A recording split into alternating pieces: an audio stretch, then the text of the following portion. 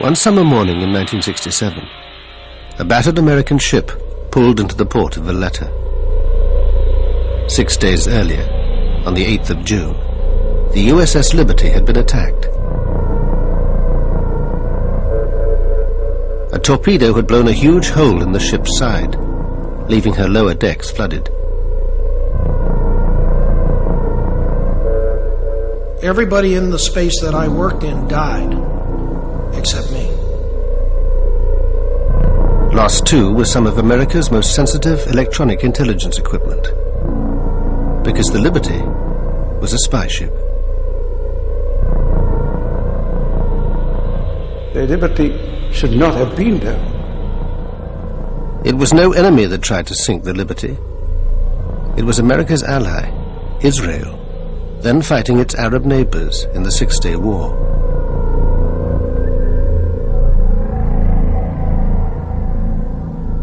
The survivors have always said the attack was no accident.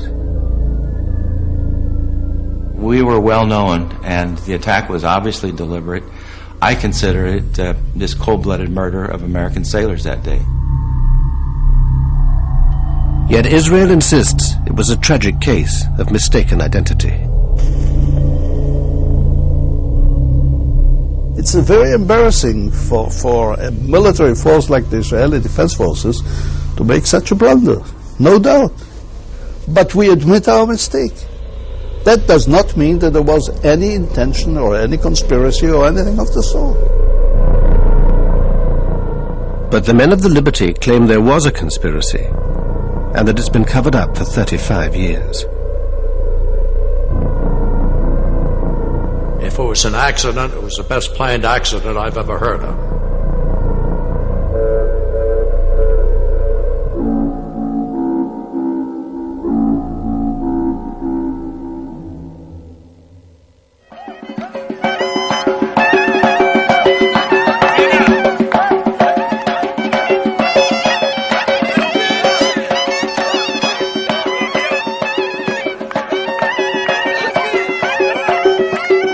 If Jews today can gather at their holiest site, the Wailing Wall, it's because the Six-Day War brought them control of Jerusalem's old city.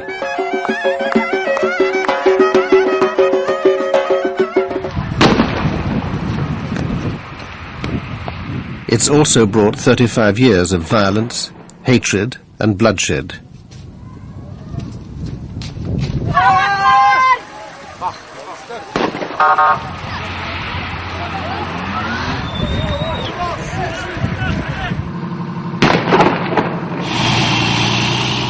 Since 1967, Israel has become the dominant power in the Middle East, thanks to its alliance with the US. It was a turning point in our relationship with Israel.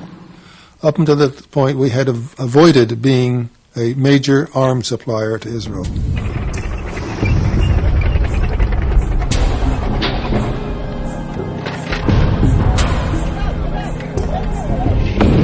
Paradoxically, the security of Israel became one of our strategic objectives, which it had never been in the past. For 35 years, the Liberty veterans have been campaigning for justice and a full inquiry into the attack on their ship. We need you because it's what keeps us going. We can't do the things we want to do without your help. We have never learned why it happened that day, why the ravage of war came in our way. We lost our husbands, sons, and friends, and there is no hope our hearts will mend. Oh, the liberty. For many young men in mid-60s America, joining the Navy was a good alternative to Army service.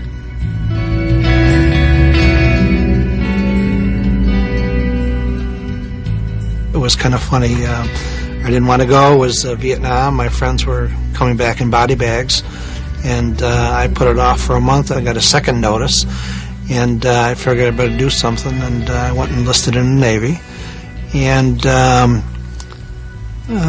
went into the Navy and 13 weeks later after boot camp, I got onto the USS Liberty.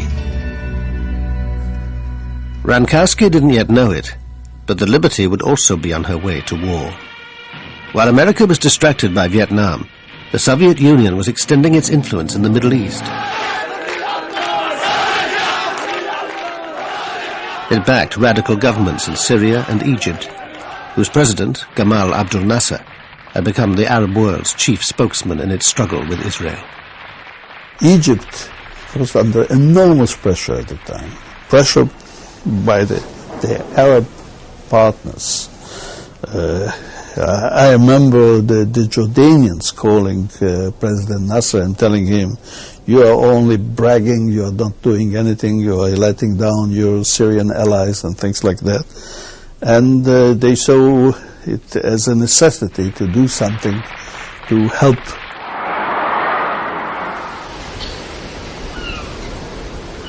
Meanwhile, the USS Liberty had crossed the Atlantic and put in at the West African port of Abidjan.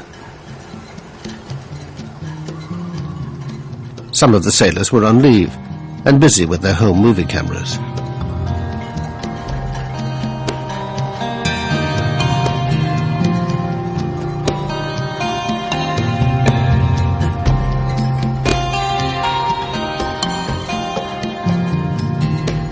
The Liberty was an unarmed ship designed to listen in on electronic communications and pass intelligence on to the highest levels of the US government.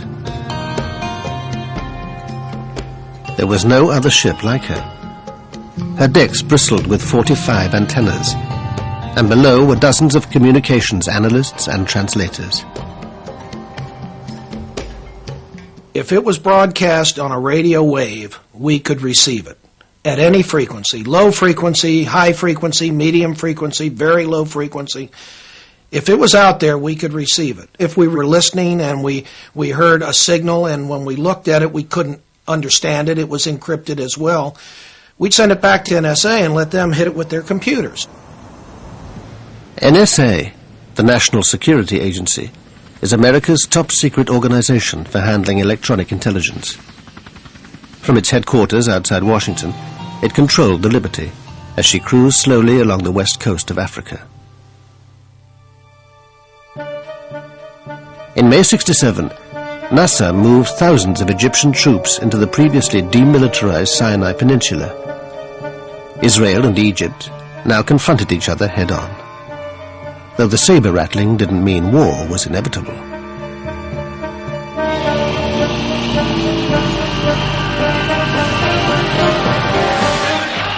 Then Nasser raised the stakes. He closed the Straits of Tiran, cutting off the Israeli port of Eilat. Israel saw this as an act of war and began to mobilize. In fact, Hawks and the Israeli government had been waiting for a showdown with the Arabs. Both sides now prepared for war. Soon to be caught up in this was the USS Liberty. Her commander, William L. McGonigal, had been in the Navy since World War II. The crew included highly trained code breakers and radio experts, like Dave Lewis.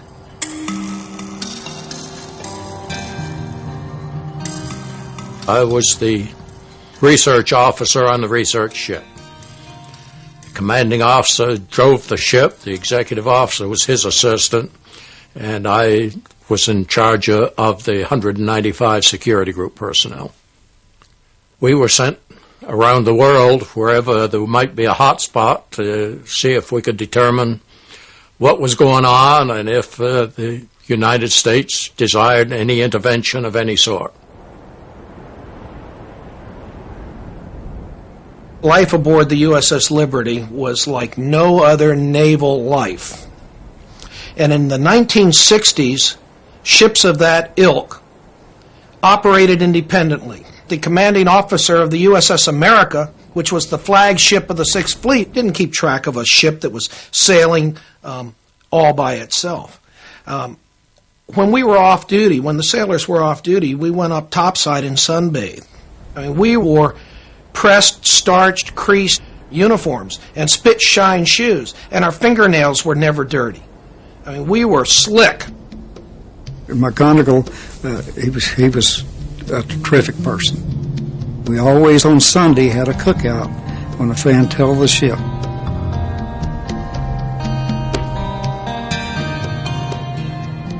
Being aboard the ship was really something. It was fun, like going from Abidjan, Ivory Coast, all the way down to Cape Town. You're drifting along at 3 knots and listening 10 miles off the coast. When the Liberty pulled into Abidjan, that was a social event of the year. I got back aboard at 2 o'clock in the morning the day we left. I was met at the gangway by Captain McGonigal, who informed me that we had orders to get underway immediately, and I was to get the rest of the troops, and we were getting underway. In a sudden change of mission, the ship was ordered to head for the Middle East.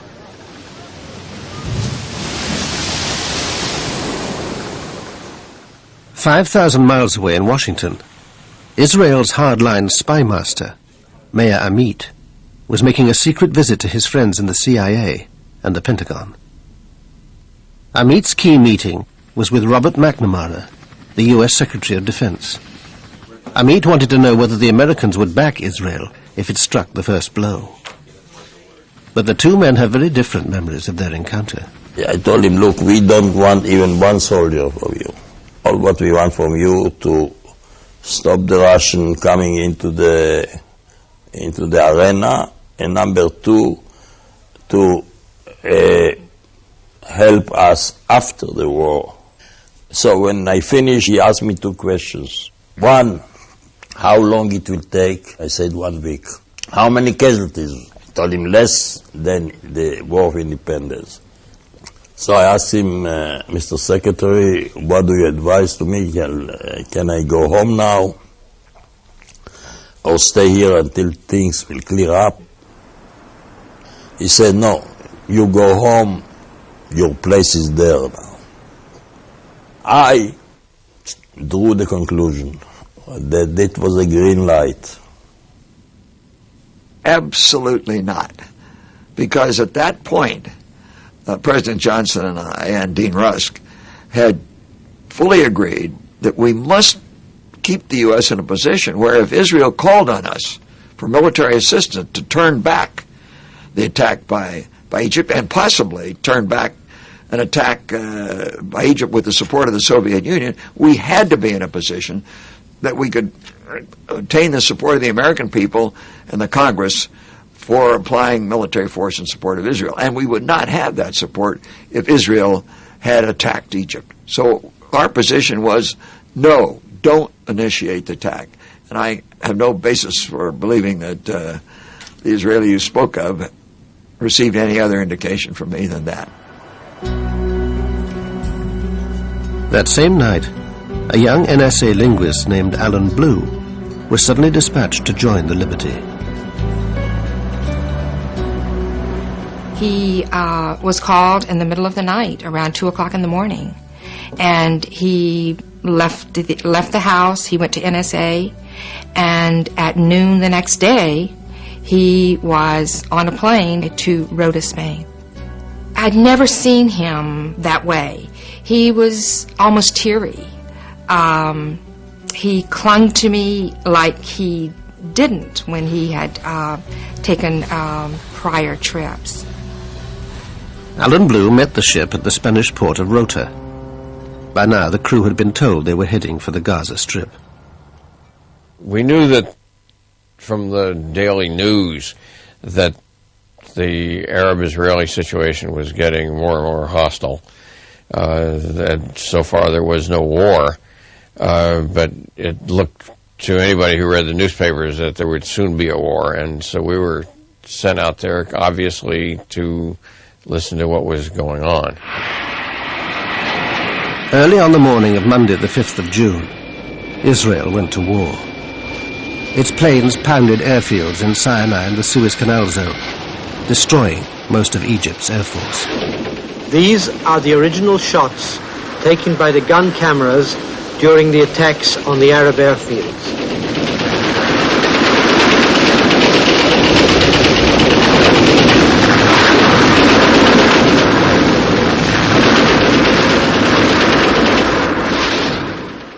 The fact is that they didn't have a clue when we came on. They were completely caught by surprise. They were having breakfast, or immediately after breakfast, some coffee, and boof, up we came on 9 airfields, 2 in the Sinai, 5 in Egypt, and 2 in Upper Egypt. And then we had the second round, and the third round, and the fourth round. Once again, the actual aerial combat shots taken by the Israeli gun cameras.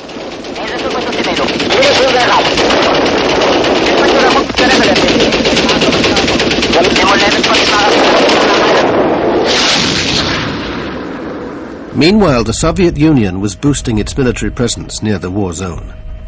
It moved 20 warships into the eastern Mediterranean. In response, the Pentagon ordered the 6th Fleet to keep all aircraft and ships at least 100 miles away from the coast. But one vessel received no such message. The USS Liberty steamed on towards the Sinai coast. We were told there was no need to worry. We had asked Commander 6th Fleet for an armed guard to go along with us, a destroyer. He sent the message back saying we were in international waters, flying the American ensign. There was no need for an armed escort. The Liberty was approaching a scene of total Israeli victory. On the 3rd day of the war, they'd taken the West Bank. But the big prize was the capture of Jerusalem's old city. I was elated when I heard it. Jerusalem, every Jew prays, I think, every day, next year in Jerusalem. That evening, the Liberty arrived at her destination, off the Sinai coast.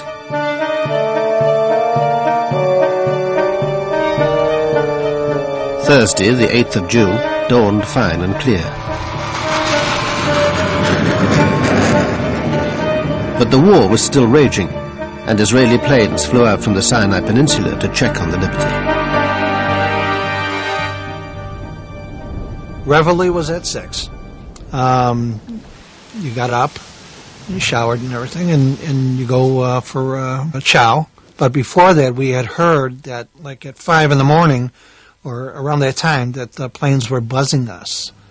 The Israeli aircraft seemed to be identifying the ship as belonging to their ally, America. There were about 9 different occasions that airplanes came out, probably 12 times that were circled, 12 separate orbits of the ship during the morning. Lloyd Painter relieved Ennis as officer of the deck. He too was reassured by the presence of the Israeli planes. I remember vividly looking out through the portholes, looking down on the 01 level, and seeing all the officers sunbathing.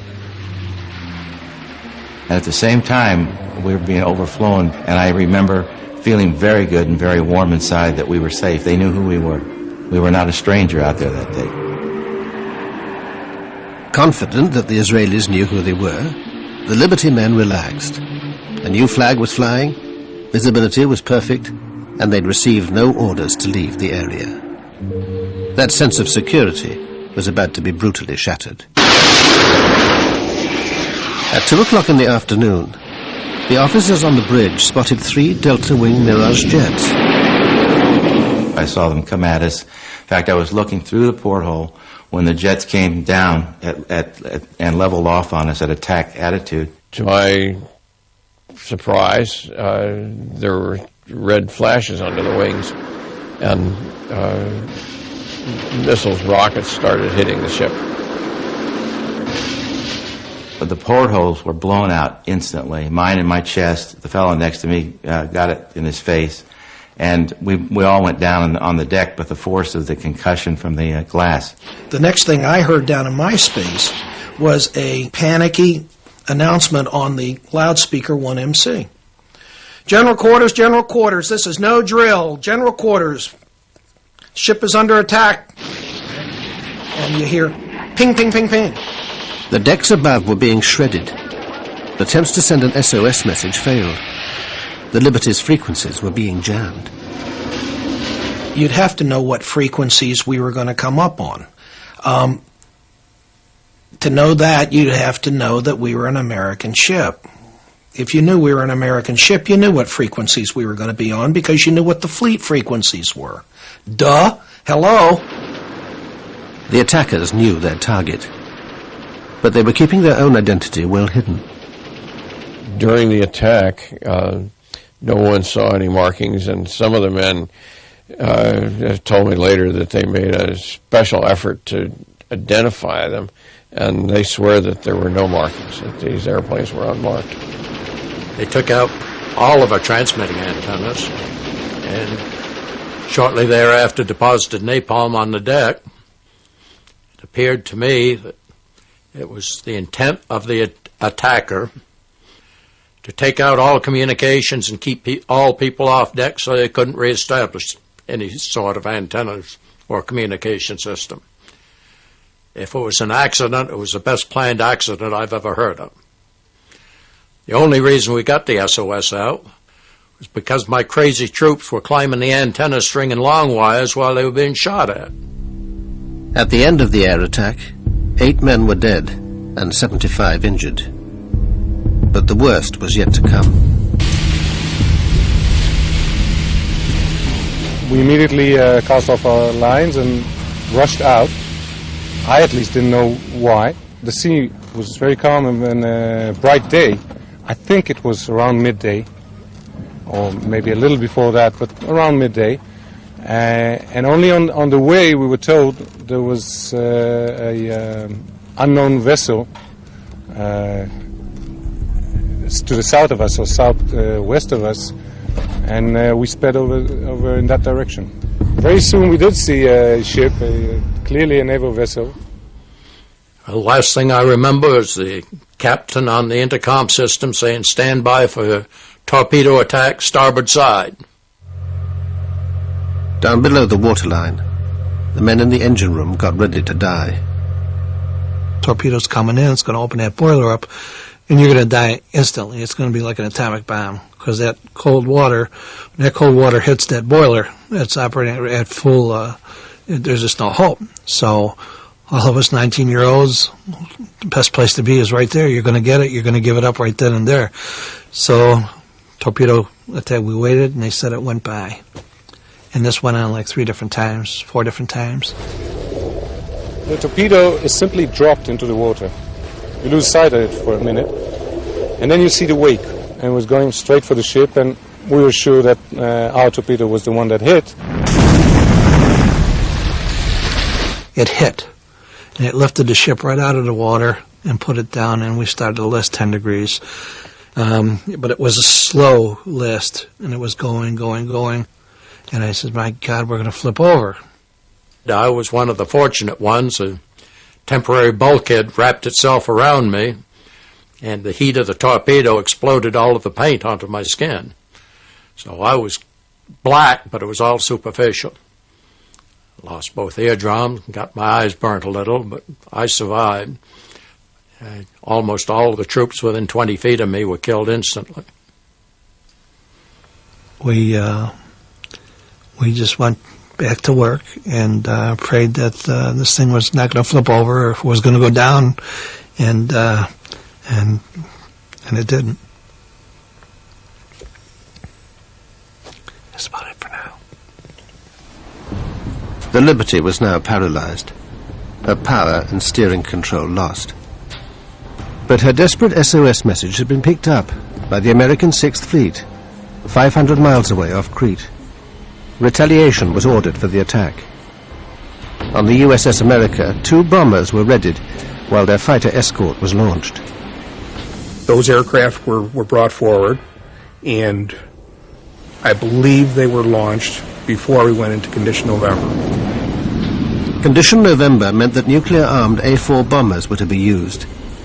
Incredibly, the US was about to launch a nuclear strike against Egypt, the Liberty's presumed attacker. One of them was taxied forward to Cat 1, and it was it had like a shroud around the underside of the fuselage, and it had Marine guards escorting the A4. So that was a very unusual experience. I've never seen anything like that. There was a flash message, as I recall, from one of the carriers that said they had launched ready aircraft. The launching of ready aircraft, you understand, that is typically nuclear-armed aircraft. Cairo was about to be incinerated. The US Embassy was told that an attack was coming. Richard Parker was the political consul. There was this message that the Navy was preparing to retaliate against Egypt for the attack on the Liberty. They thought that it was the Egyptians who attacked it. They were preparing to attack Egypt in response. A few minutes later, Tony Hart passed a Pentagon message through to the Navy. Recall the aircraft. My first thought was, as well, we don't want to do mushroom clouds. The recall probably is to rearm the aircraft. About 10 minutes later, the USS America and Washington were connected by voice link. The Defense Secretary himself came on the line. McNamara directed Comm 6 Fleet to recall the aircraft, and Comm 6 Fleet said, "Are you sure?" And he said, "Absolutely certain. Recall the aircraft." The attack on the Liberty had triggered an extraordinary response. Nuclear-armed planes had been on their way to Cairo. A nuclear strike had been minutes away and had only just been averted. But it seems McNamara was also unwilling to send aircraft directly to help the Liberty. The fleet commander asked for permission to send a rescue flight of conventionally armed aircraft. The admiral was talking to McNamara and asking for permission to relaunch the ready aircraft, relaunch any aircraft. And McNamara said no, that no aircraft were to be launched. McNamara is the boss, you know. He doesn't have to explain why he says what he says.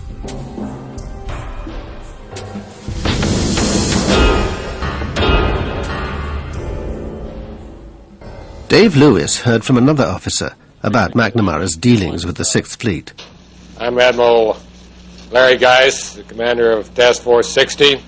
He was very upset. He told me he knew it was going to be hushed up, and I wasn't to say anything about it, but he had to get it off his chest. That he had sent aircraft and notified Washington, obviously via the Criticom network, because it got to Bob McNamara and Lyndon Johnson, and he had the aircraft recalled by Robert McNamara. So he said he reconfigured a flight of aircraft with aircraft incapable of carrying nuclear weaponry and relaunched it. He again notified Washington. Again, Robert McNamara ordered the aircraft recalled. He challenged the order, and Lyndon Johnson came on. Said he didn't give a damn if the ship sunk. He would not embarrass his allies. Robert McNamara has never fully discussed his role in the Liberty controversy. You recalled planes sent to rescue the Liberty. I'm absolutely certain that's false. You didn't send a signal to the 6th Fleet? Absolutely not. I don't know what the hell happened, and I haven't taken time to find out. But there are all of these claims that we sent planes, the planes were going out and we turned them around, and that we intentionally allowed the Israelis to sink the Liberty. I know nothing about it. While the 6th Fleet was launching and recalling its aircraft, the Liberty was still under attack by the Israeli torpedo boats. You could see these machine gun bullets going through and ricocheting off all the metal that was down there. And actually, some were going into the boiler. They're trying to explode the boiler, and they knew what they were doing. We basically were dead in the water. The word came down, prepare to abandon ship. That meant prepare only, go up and get ready, get near the life rafts. Well, I went up first, popped the hatch, looked out for the life rafts. They were either gone or burning. And at the same moment, I looked to the stern of the ship, and I saw one of the torpedo boats methodically machine gunning one of our life rafts that had floated back. We cut the life rafts loose because they were burning or had been damaged. And they floated back behind us, and he was machine gunning the life raft. And I knew that had there been anyone in there, they certainly wouldn't be alive. It happened so fast, it didn't seem real. None of the attacks seemed real to me. I was bewildered. I couldn't understand why they would do it to us. I just didn't understand a thing at that point. These guys didn't die for anything. They just died. They were slaughtered for nothing.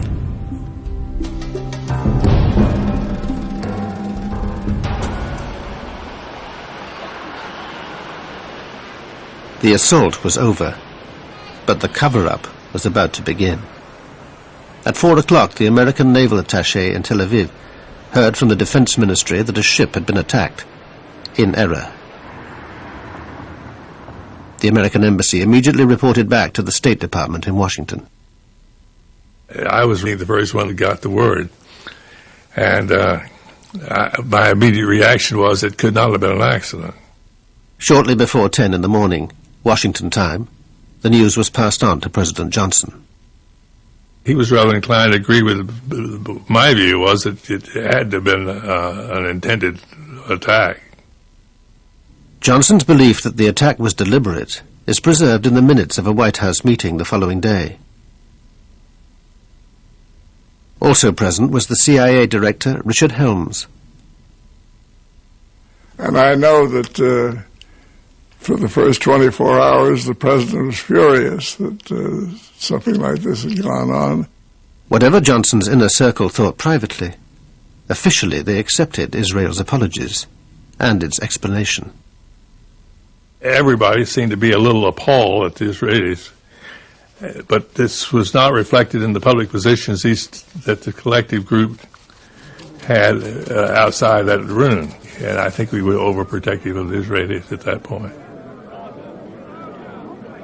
I think the feeling was that the pressure, political pressure, would be too much, and they were just going to let it go. That and thought maybe it would just go away. As a matter of fact, he said to me, standing in the cabinet room one day, "Have you looked at the New York Times? The attack on that American ship is on page 29, when it should have been on the front page." And then I guess various people got at him and so forth, and he changed his mind. But I don't think he changed his mind, he just changed his actions. President Johnson's public stance allowed Israel also to cover up the attack. Israel has always maintained that it was a series of mistakes. None of the former fighter pilots would agree to speak, but one of the torpedo boat sailors gave us his account. We were inexperienced at the time. We were probably a little trigger happy, and it was a war zone. No one should have been there, and anybody who is there is doing it at his own risk. Israel admits the reconnaissance planes had identified the Liberty during the morning. The Air Force notified Naval HQ in Haifa, where the ship's position was marked on a combat information map. Later that morning, Navy HQ received reports of the Sinai coast being shelled from the sea, but by this time, say the Israelis, the Liberty had been erased from their naval map. When the patrol boats went to find the source of the alleged shelling, the only ship they found there was the Liberty. Then the patrol boats misread the mystery ship's speed on their radar. They thought it was making 28 knots, so could only be an enemy warship. The way you do it is by taking the direction and distance from the radar to the target on the radar screen. And if you do it for a short period, for just several minutes, the differences in the speed can be fantastic. Anything between going backwards and 30 knots forward. So that's a very normal mistake. And so the Air Force was summoned to catch the fast-moving target. Then, says Israel, the sailors made another fatal mistake, confusing the ship with the El Qusair, an Egyptian transport vessel half the Liberty's size.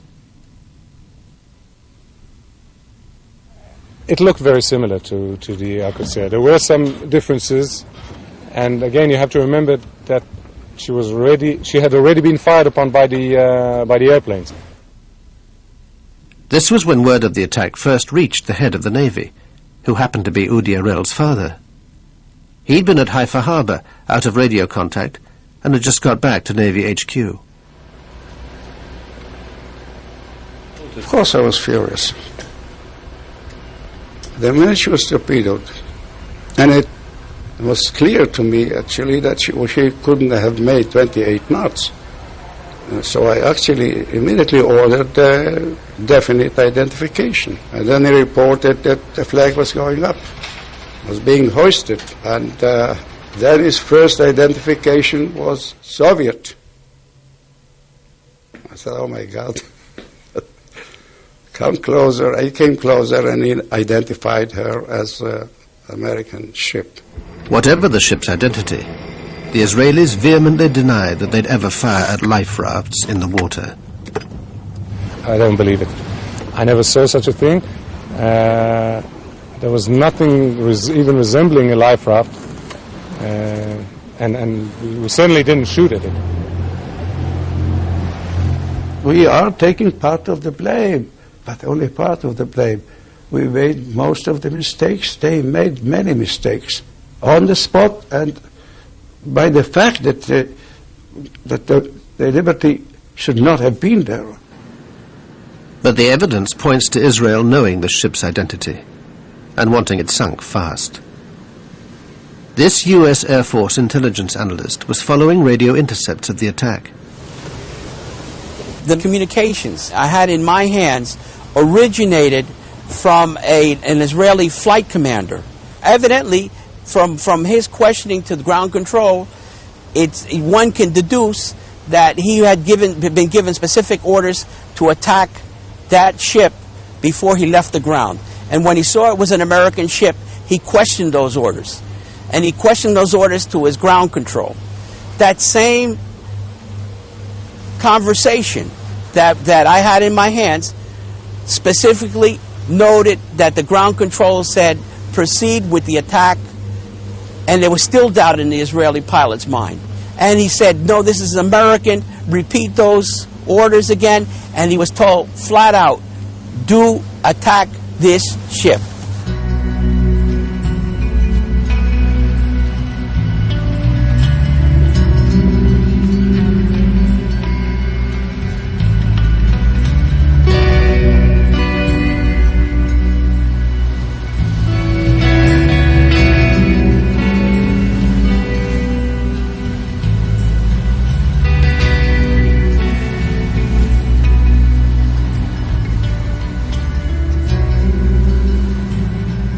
That night was a very long night. I'm thinking at that point, I hope we don't sink, because I knew the extent of the damage. I'd been down and taken a look at it, and I knew that we were in bad, bad shape. We had a lot of dead folks, a lot of gravely wounded folks on that ship, including the captain, who toward the end of the shift, toward the end of the 15 hours, had regained consciousness and was sitting up in his chair, but not saying much, just sat. Help was finally on its way. Ships from the 6th Fleet were steaming towards the Liberty and would reach her the next morning. It was quite a sight to see so much of a flotilla there, the carriers. We looked and we said, God, what a flotilla. Where the hell were you? Why didn't you come? I mean, everybody aboard the ship said the same thing. The Liberty was now heading to Malta for emergency repairs. An important visitor was helicoptered aboard. Admiral Isaac Kidd was leading a naval inquiry into the attack.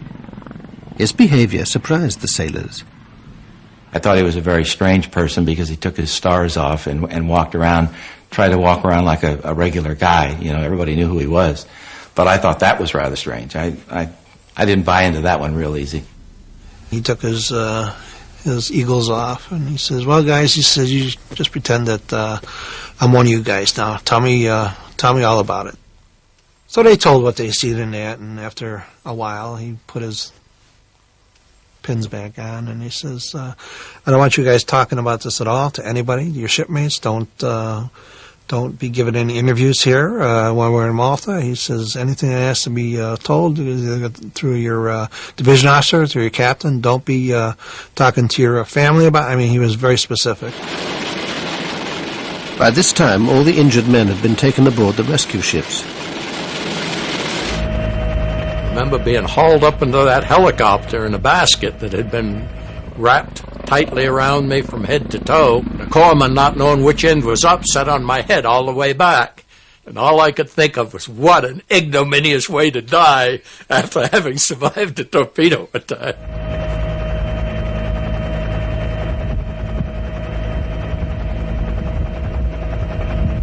They took the wounded and the dead off and took them to the USS America, where we were then taken into their hospital area. That was when the Navy and the might of the United States Navy was really with us.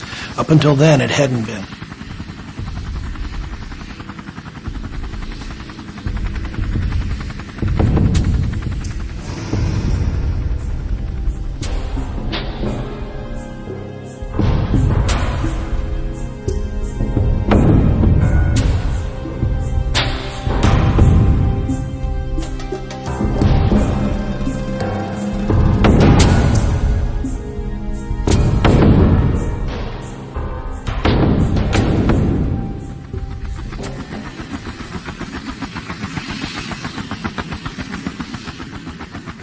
An unarmed American ship had been attacked by Israeli planes and boats. 34 sailors were dead, and the US had done nothing to help. For the first time in 35 years, we can explain why. The theories cast light on the tangled web of American-Israeli relations. Some people suspect the ship might have been overhearing information on Israeli operations in the Sinai. I think they intended to attack the ship. Exactly why they wanted to, I'm not sure. They may have felt we were, with the Liberty, we were listening in to some conversations and other things that were going on that they didn't want us to know about. And they had been engaged in some pretty outlandish stuff in the course of the war. And I didn't think they wanted us to know all the detail of that.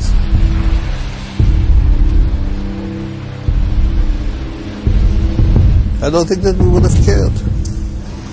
America was not an enemy. There was nothing they could in any way involve us, threaten us, concern us. No. I don't even know what were the task of the Liberty. What their purpose? To find out how the war was going on? I don't know.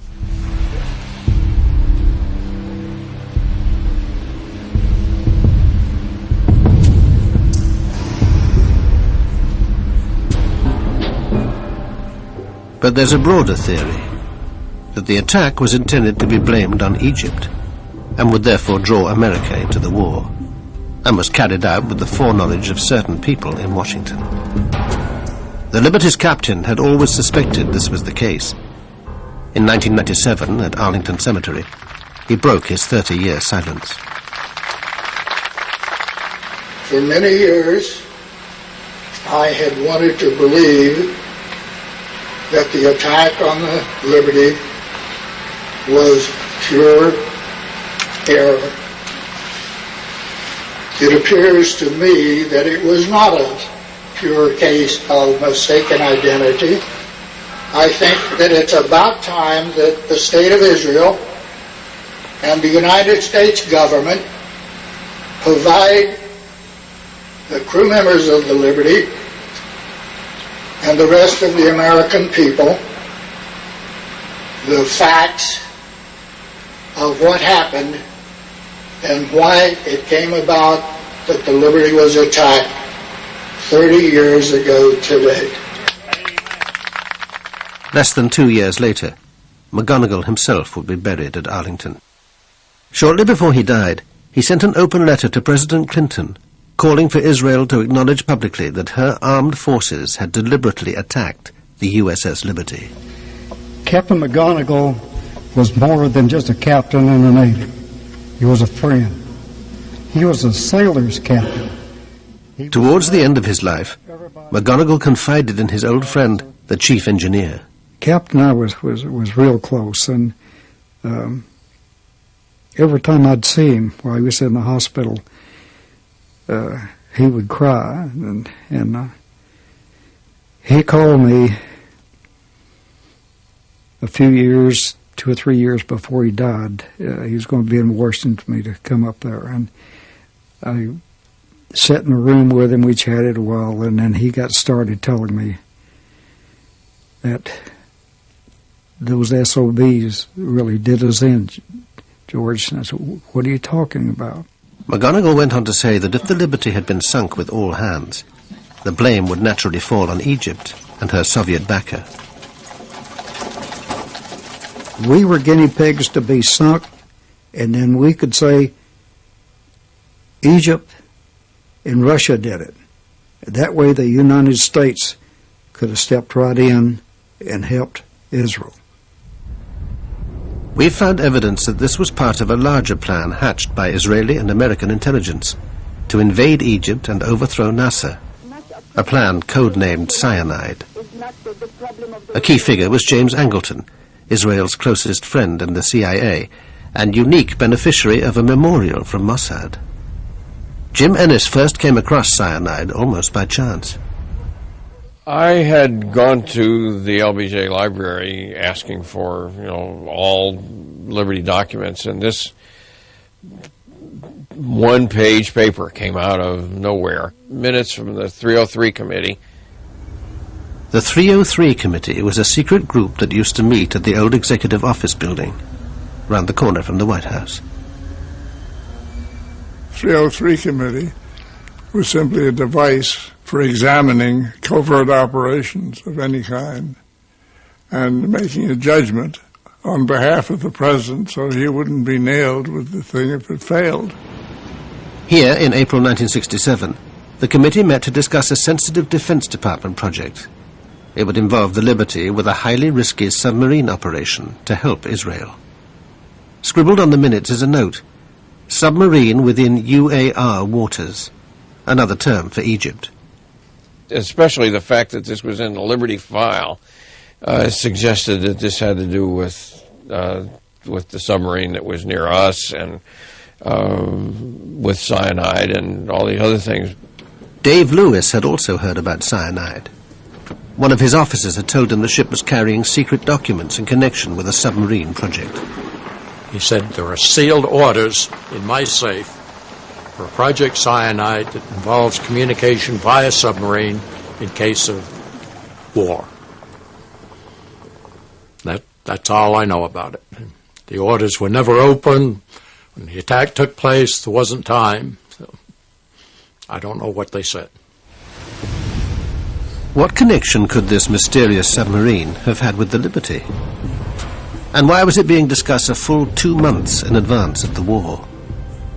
The operation is still so sensitive that we could get no comment from US or Israeli intelligence. Operation Sinai. If I heard about it, I heard so. What was it?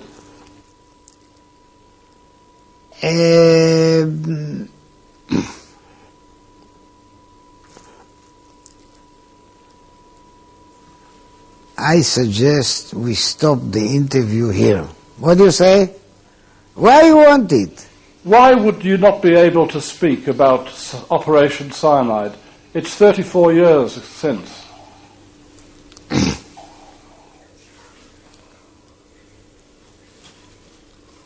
Signature and loyalty to my country. Is it very sensitive? I am built so, and I know exactly what I am able to tell you, and I know exactly where I stop. And here I stop. Operation Cyanide was a joint Israeli-American venture using submarines and other covert-type intelligence-gathering efforts against the UAR. But that has a logical explanation. The explanation is the UAR was totally Soviet equipped. They had Soviet advisors.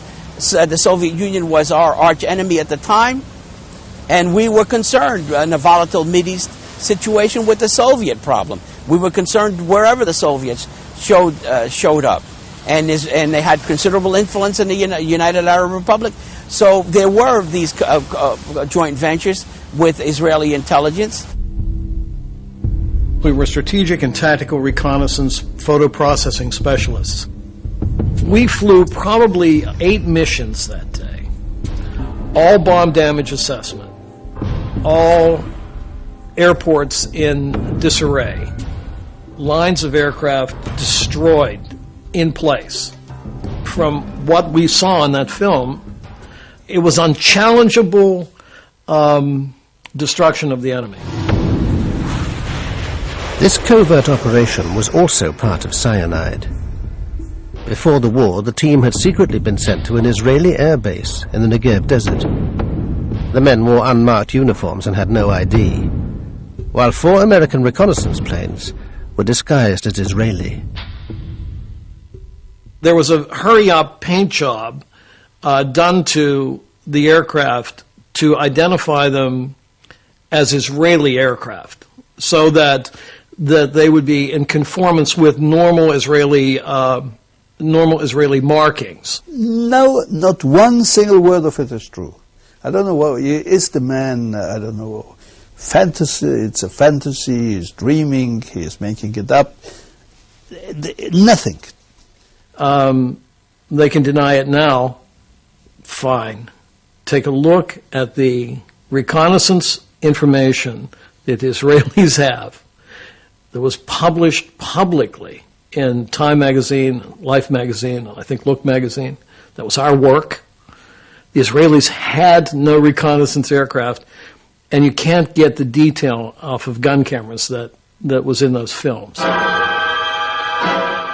If it's true that America was secretly in the war against Egypt, this had to be kept quiet at all costs. Well, the implication would be very serious. I mean, first of all, it means that LBJ and his people around him had been lying to us through their teeth, and that may be a minor matter for most people, but it'd be important to us. But more important, it would mean an American participation in the attack on Egypt, a very serious thing for us to have done.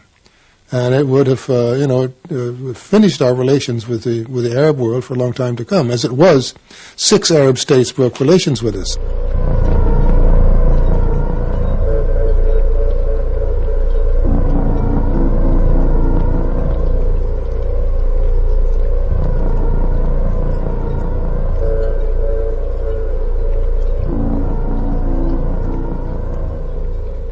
Whatever lies behind the attack, the human tragedy was that 34 young men were dead. Most were killed below decks, and their remains could only be removed when the Liberty finally arrived at Malta.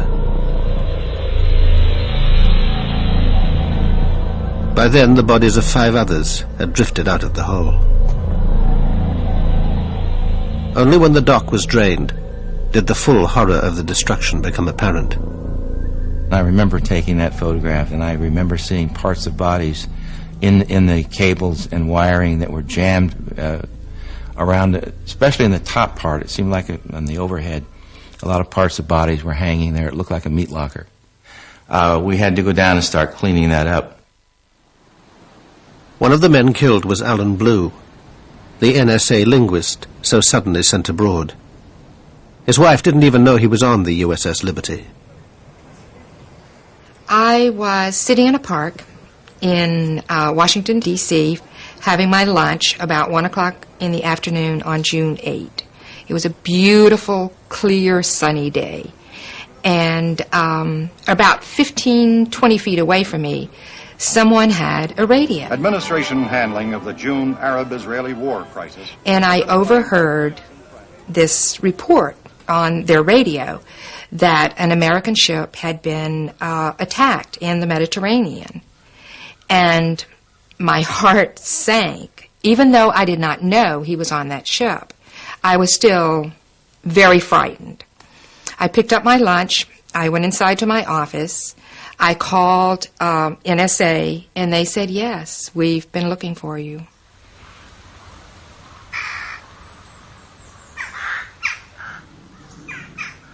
Alan Blue was later buried at Arlington National Cemetery.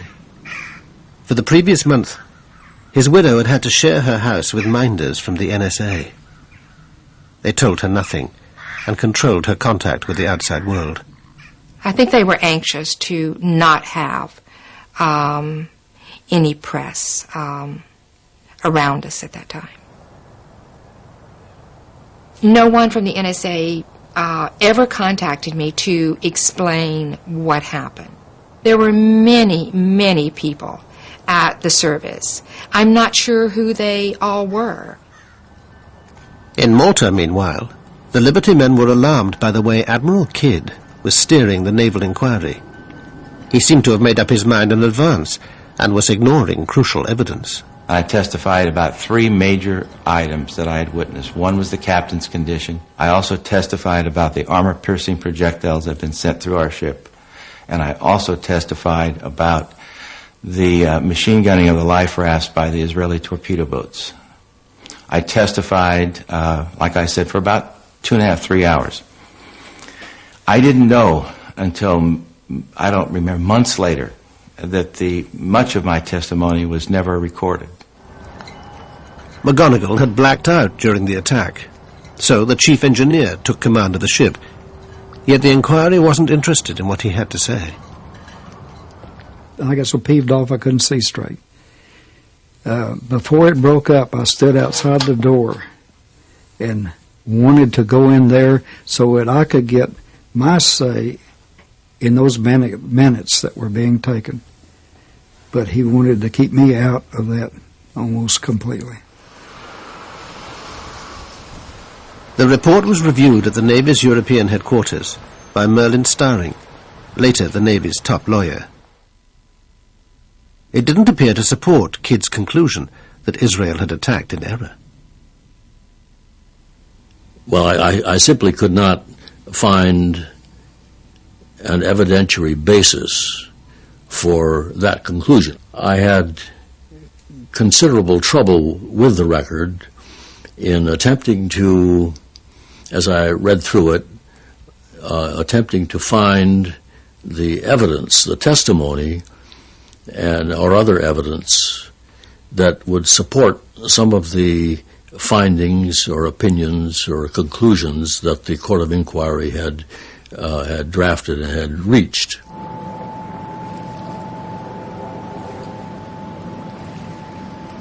Today, even after 35 years, the Liberty incident remains so sensitive that the U.S. Navy refuses to comment on it.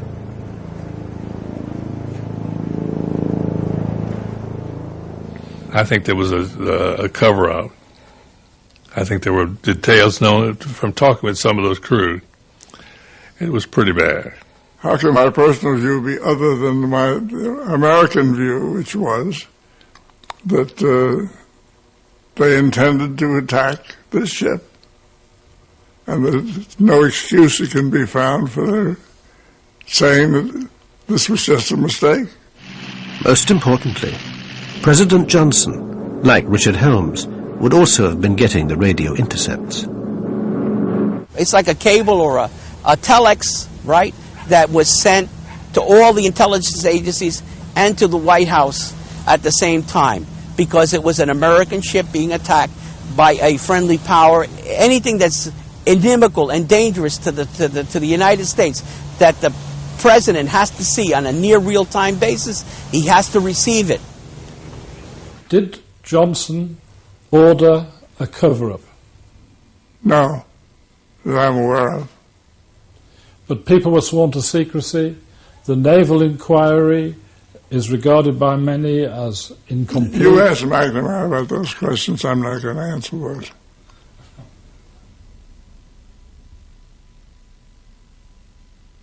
I am not saying anything about the Liberty, period.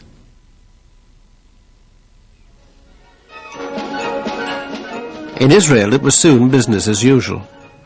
An inquiry attended by the Navy Chief, Shlomo Arel, concluded that the attack was mainly due to a series of Israeli blunders. Despite this, nobody was charged or court-martialed. They didn't find anyone guilty of committing any crime or negligence or whatever. But this is, I don't want to make apologies for that, because it was outside my jurisdiction.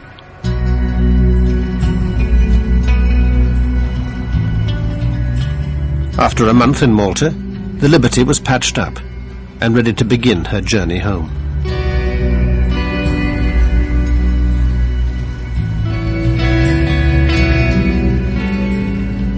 It was pretty eerie because we had to stand watches different times down where the torpedo had hit. We had to check for leaks, and you could smell the fuel oil, and it was so eerie. You know, your shipmates were just down there, and you'd swear that they were talking to you.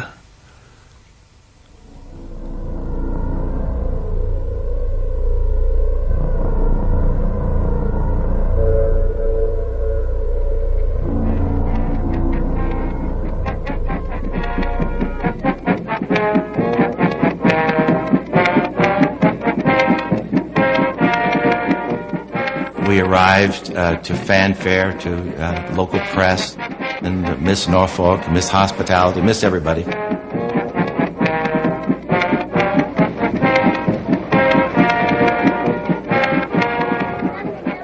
Anyway, they got us in and got us tied up, and all inside was nothing but just shell of a ship. Nothing was left. One of the things that bothered me for years was coming home. I'd survived all that other stuff, but the coming home part and facing people who had lost their loved ones, that was very difficult. Very, very difficult. The men had been ordered never to talk about the attack under threat of court-martial. Now the Navy scattered them, and no two were posted together. Even their medals were awarded secretively. I remember receiving my Purple Heart in the captain's office in Bremerhaven, Germany, and with the warning, don't ever tell anyone where you got it. Don't ever. I knew at that time that things had gone terribly wrong with what had happened to us. I knew something was up, and so I basically made a decision to get out of the Navy, and I finished off my obligation, resigned my commission, and left the Navy. Captain McGonigal was given America's highest award, but with little ceremony. That's the only Congressional Medal of Honor that I'm familiar with that was not presented by the President of the United States. It's normal protocol for the President to present the CMH. It was presented by the Secretary of the Navy at the Navy Yard, a little base down in southeast Washington, rather than at the White House by the President. Well, certainly I think it was the way that the Navy and the White House handled this was a travesty. Johnson didn't want this thing publicized. He thought it would harm relations with Israel and his relations with Jews in the United States. For Liberty, as you were commanding officer at that time. Thank you very much, sir. For the officers and men of Liberty, I accept this Presidential Unit citation, and I would add my own personal appreciation for their professional devotion to duty. Every one of our citations talks about military action, occasionally mentions enemy action, but never mentions that it was the State of Israel.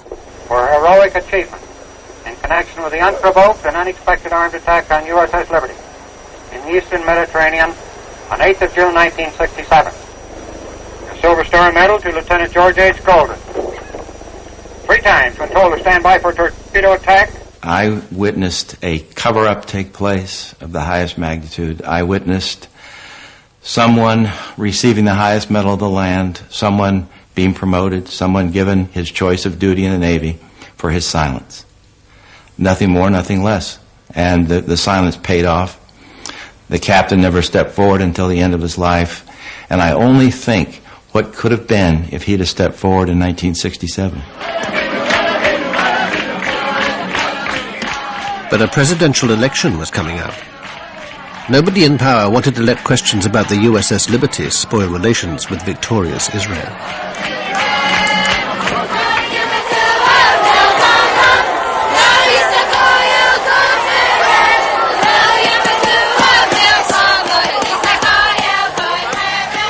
I think it should have caused more of a problem than it did. We went on in official reactions to each other, and we renewed our old friendships. Considered we really ignored it for all practical purposes, and we shouldn't have. It was a very bad thing.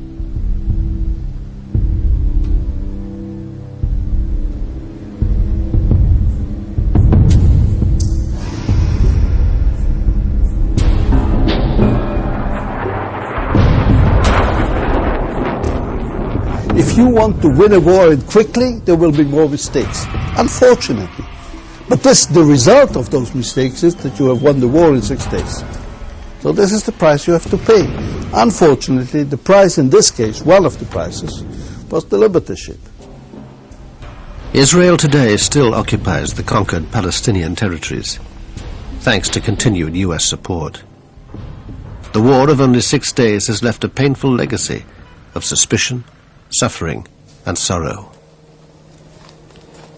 Among those living with that legacy are the Liberty survivors, bitter about their own government's cover-up.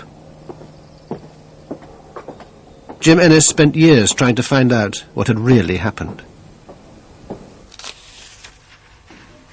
This book will be with me as long as I'm here.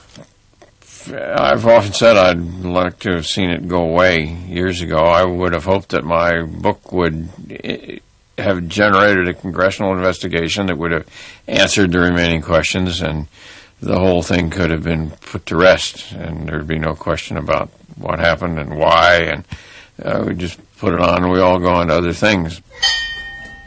Jerry Goss, Petty Officer. Melvin Smith, Chief Petty Officer. Carl Noah, Seaman. John Spicer, Petty Officer. Gary Blanchard, Seaman. Alan Blue, Civilian. Jerry Converse, Petty Officer.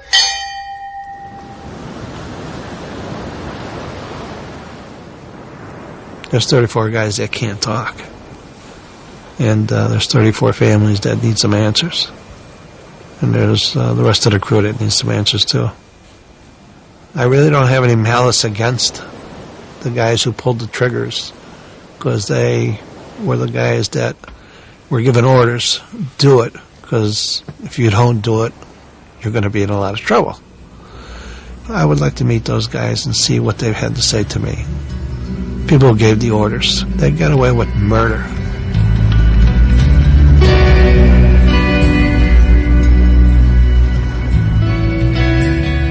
The BBC 4 Zone returns to BBC 2 next Tuesday with a profile of the influential advertising agency that included Charles Saatchi, Alan Parker and David Putnam, the man from the agency 11:20 next week. And starting now over on BBC 4, a contender for the coveted Samuel Johnson Prize for Fiction.